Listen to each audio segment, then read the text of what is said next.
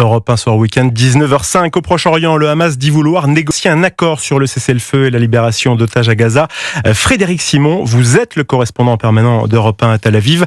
Pour donner sa réponse, le cabinet de sécurité israélien doit se réunir ce soir après la fin du Shabbat, le repos hebdomadaire juif.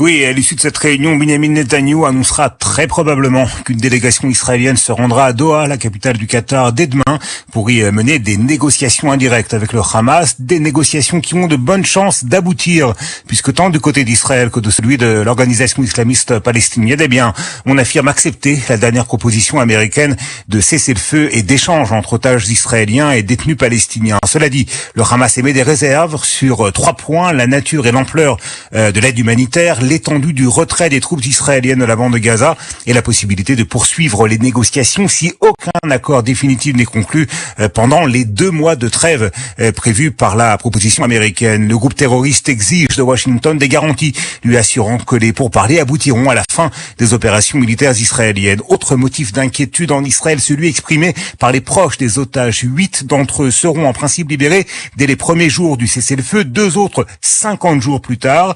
Et ce n'est que si les négociations aboutissent à un accord sur la fin de la guerre que les 10 autres otages considérés comme étant encore en vie retrouveront la liberté. Des libérations échelonnées donc, et qui font craindre le pire sur le sort de ceux qui pourraient être les derniers captifs à être relâchés. Merci Frédéric Simon, correspondant permanent à Europe 1 en Israël.